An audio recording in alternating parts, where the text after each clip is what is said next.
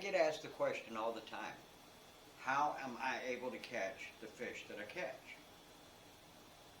You know, it's coworkers, it's friends, it's other people that keep asking me these questions because they love to fish, but they say they can't catch fish where they go, and they want to know good areas. So, in just a second, I'm going to show you my method for catching fish.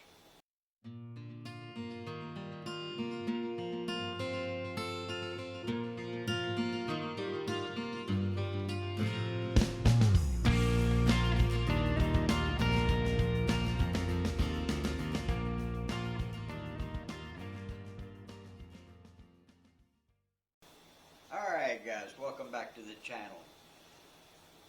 I want to start off by saying thank you to all the people who have liked my videos and have subscribed to my videos. They are slowly getting better. But as of today, I think I have 2,067 subscribers.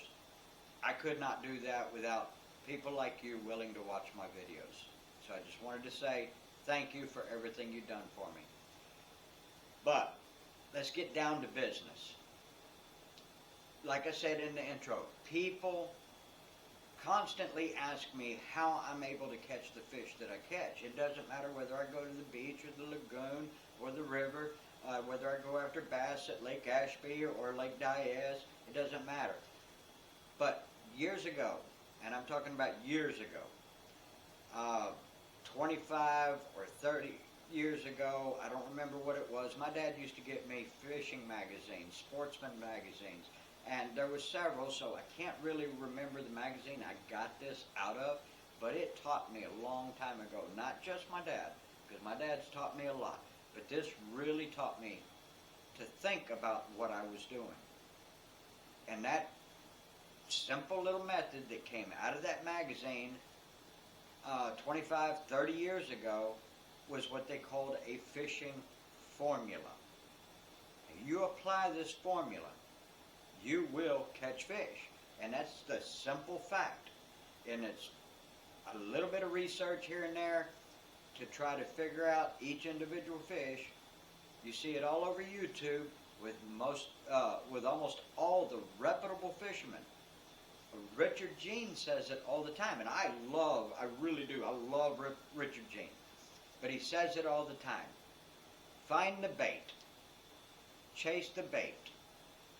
Mikey Balls, find the bait.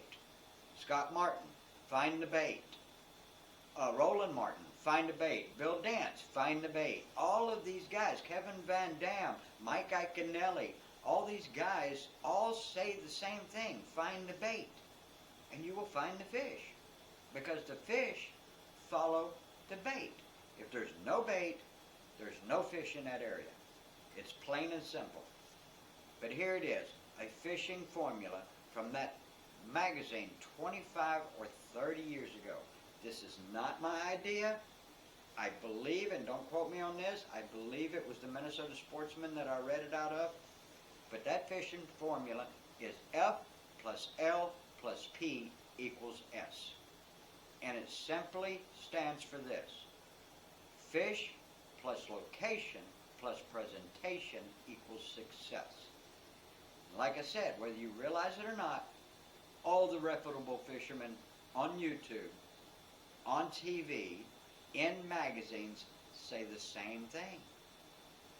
When you go fishing, don't just go fishing. Don't just go after anything you can catch. Now that's a good relaxation thing if that's what you want to do. Go set up a chair on the bank and just toss a worm in the water or a minnow in the water, some cut bait in the water, some shrimp in the water, and just sit back, open a soda, relax, and not caring whether you really catch anything or not, and get all excited when something does actually hit the hook. But that's not my kind of fishing. That's not a lot of y'all's kind of fishing. What I do, and this is me, this is millions of other people, what I do is I target specific fish. And when I target the fish, that means I need to know where I'm going to find the fish. So the fish is the first part of the equation. The location is the second part. So I'm going to take redfish and trout and use as my examples for targeting fish. You can apply this to any fish across the board. It doesn't matter. But I'm going to choose reds and trout because I can consistently catch those two fish in specific locations all the time. Bass, I can consistently catch bass, and I've got to change location after location after location, and it changes during the day. Well, what time of day it is, what the cloud sky is like, but it goes the same with redfish and trout. So, I'm going to choose to target, for the example, trout and reds. So now I'm going to go online. I'm going to go on YouTube. Now I don't have to do this because I've been doing it for so long, but if I didn't know, I'm going to go online. I'm going to go on YouTube. I'm going to read it in the magazines, anywhere I can get my information. Where are reds and trout most commonly found during the time of summer, or during the time of winter, or during the time of fall, or during the time of spring? And if you go on YouTube, all you got to do is say, where are redfish during the summer? Where can I find trout during the summer? Where can I find one of these two fish during the winter, spring, or fall? You type it in like that, saying, where is this such and such fish during this time of year? And it will give you a really good idea of where you can find those fish. In the really hot times of the year, or the really cold times of the year here in Florida, the redfish and the trout, not so much the redfish as the trout, but the redfish and the trout will find a little bit deeper water. They will go out to the jetties, or they'll find drop-offs in the lagoon, ridges, anywhere that they can sit to ambush the bait in more comfortable water. In the springtime or in the fall time, when the water temperatures are not too hot and not too cold, you're going to find a lot of the big trout, again, at the jetties, but the closer to the surface. But you're also going to find them in the shallows of the flats, whether it's anywhere from 1 foot to 3 foot to 5 foot. You're going to find them in those areas, depending on the sky. If you got an overcast sky, then those fish can tend to be up top with the bait running across. Bluebird skies, they're going to lay down in the grass or any type of cover they can and wait to come up and ambush the bait. But again, like I said, if there's no bait in that area, there's no fish. Find the bait, find the fish. Follow the bait, find the fish. It's simple. So now you've got an idea by choosing what kind of fish you want to target. And now you've got an idea of how you can find out where to find those fish during certain times of year. The third part of the formula is presentation. Again, go on YouTube or read it in magazines or see it on TV. It's just so much easier on YouTube to find out. But you go on there and say, what do redfish eat during the winter? What do they eat during the summer? What do they eat during the fall or the spring? Or even type in, what do they feed on? Because you got both variations that can bring up different videos. You find out what they're eating at any given time of the year, and you use a bait that most closely represents that. Like me, during the late winter, early summer, I can take my head and topwater lure, my most favorite topwater lure for freshwater and saltwater.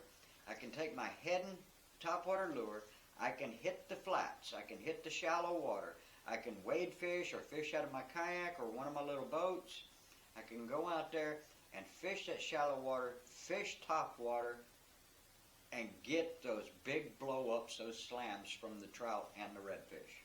It is a lot of fun, and I'm telling you, it is major fun. I feel like I'm 10 years old again when one blows up. It's unreal.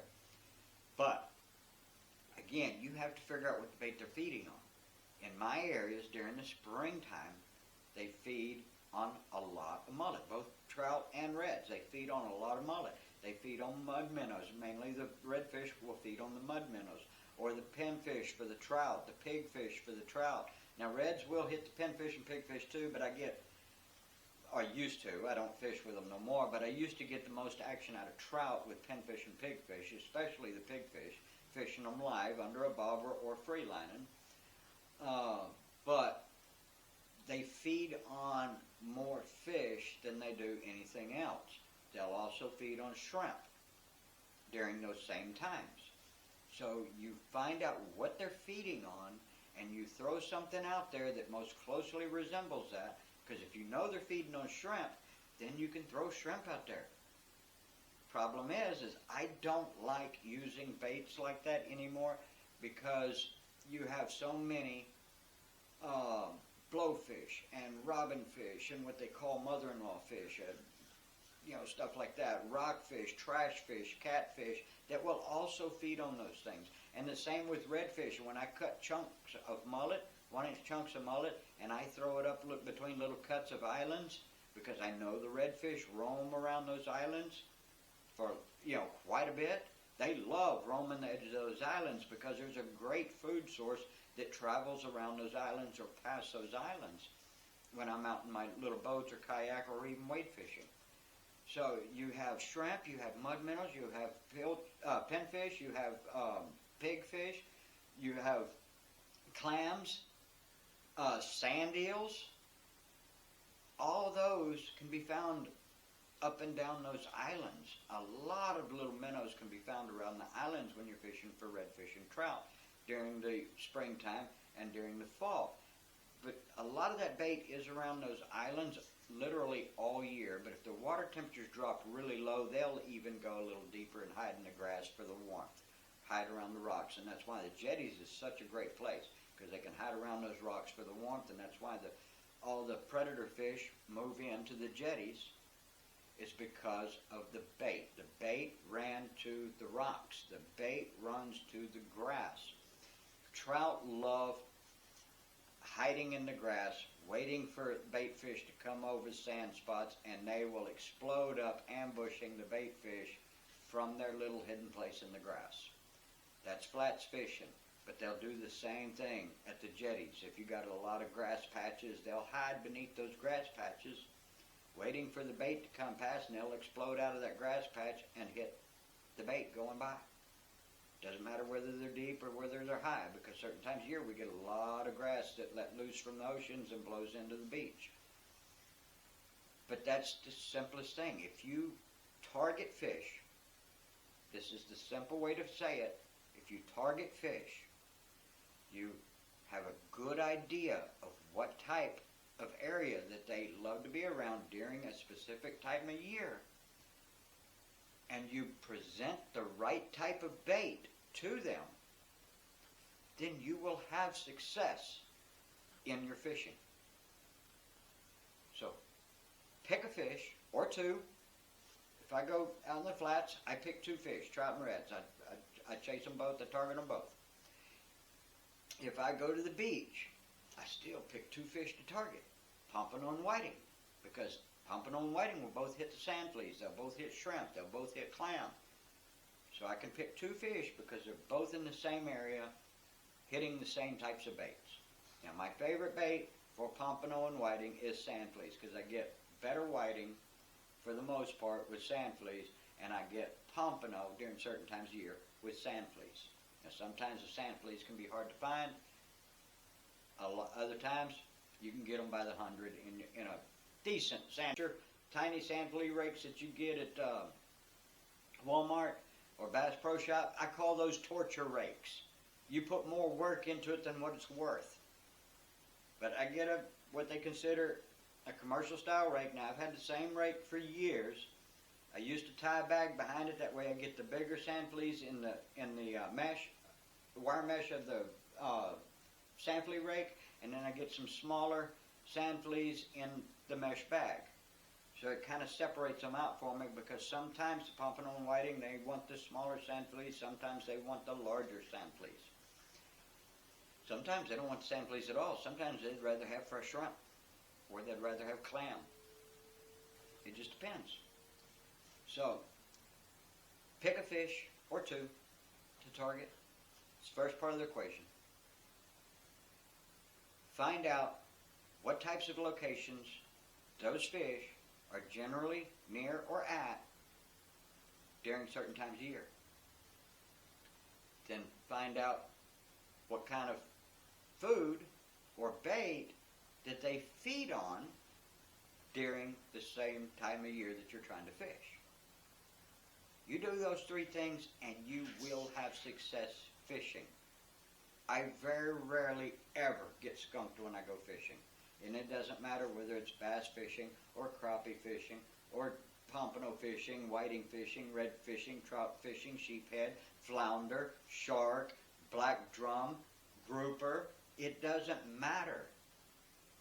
As long as you follow that simple little rule, fish, location, presentation, you follow that rule, you will have success. Now guys, I hope this video helped you, and if you like this video, just give me a thumbs up. It's a bonus if you hit subscribe, if you haven't already subscribed, but just give me a thumbs up. But I also want to say, before I go, I also want to say to that 2,067 subscribers that I've already got, you helped me get monetized on YouTube.